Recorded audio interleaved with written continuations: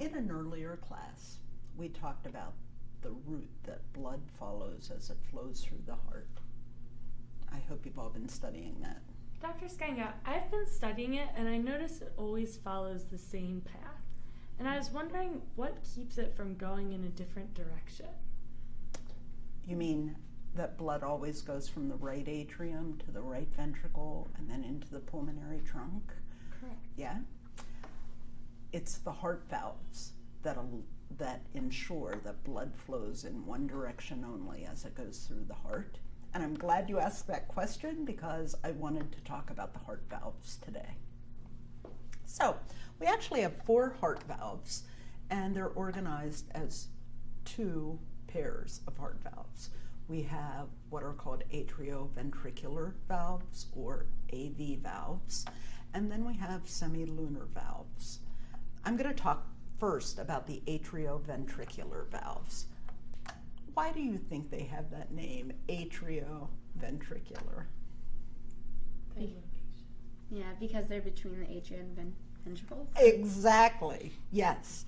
So we have over here on the right side of the heart, we have the right AV valve, which is positioned between the right atrium and the right ventricle.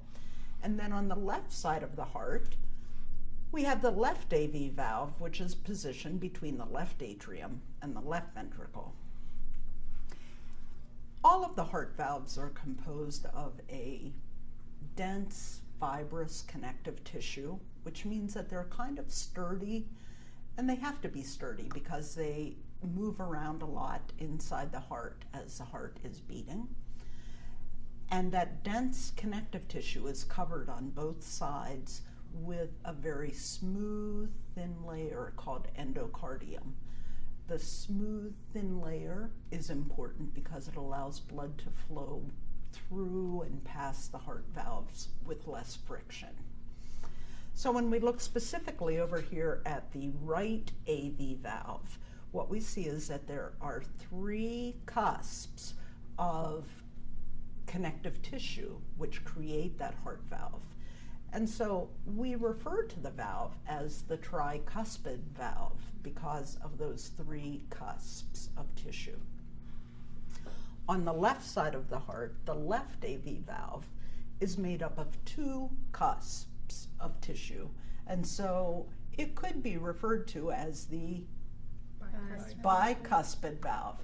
But it's more often, in fact, I almost want to say it's always called the mitral valve, not the bicuspid valve, okay?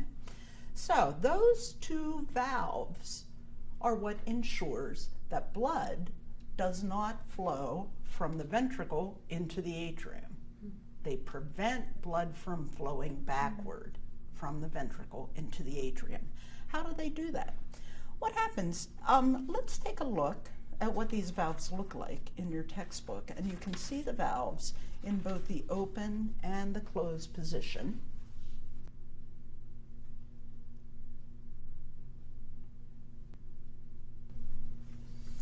Notice that when the valves are open, the cusps are in the position that you see here in this model. And they just create an open channel from the atria into the ventricles, so blood can flow easily from the right atrium through the tricuspid valve into the right ventricle, or it can flow easily from the left atrium through the mitral valve into the left ventricle. What happens though is when the ventricles contract, if you would just think about this, you have to imagine it because we're looking at our model. But if you would just think of the ventricles contracting and squeezing on the blood that's present in the ventricles, what do you think is going to happen to pressure in the ventricles when that squeezing action happens? It will increase. Pressure is going to increase in the ventricles, right? And at the point that pressure in the ventricles gets higher than pressure in the atria, the cusps of the AV valves swing closed. And that prevents blood from flowing from the ventricle into the atrium. I was going to ask, but why wouldn't the cusps just go back into the atria, like swing like this. Yeah, exactly. Yeah, and then blood would flow into the atria if they swung like that, right? Well, structurally, we have some structures that prevent that from happening. Now, we can't see them very well in this model, but you can see them pictured in your textbook, and I can see these relevant structures on this model. So specifically, what we have attached to the free edges of the valve cusps are little thready structures that are made up of a very tough collagen. Those fibers are called chordae tendineae, and they anchor into a special part of the myocardium called papillary muscles.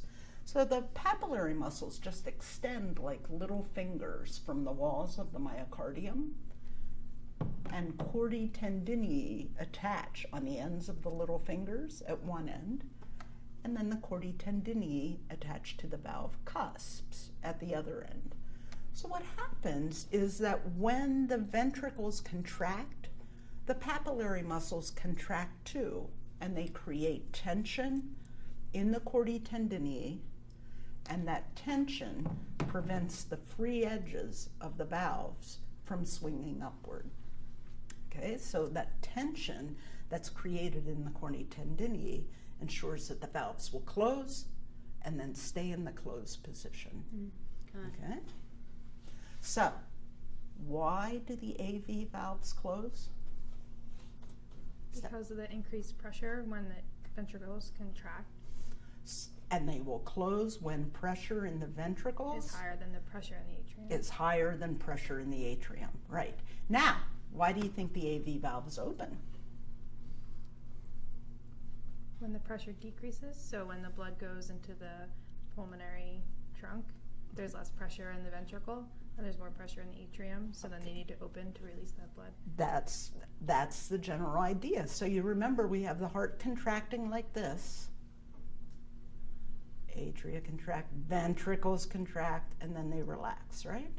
When the ventricles relax, pressure in the ventricles falls, and when pressure in the ventricle becomes lower than pressure in the atria, the AV valves open, right? And then in the next heartbeat, when the ventricles contract, pressure in the ventricles will get higher than pressure in the atria, and the AV valves will swing closed, right? So it's all about pressure that's being generated by contraction of the ventricles, right? Pressure is high in the ventricles, AV valves close. Pressure falls, AV valves open.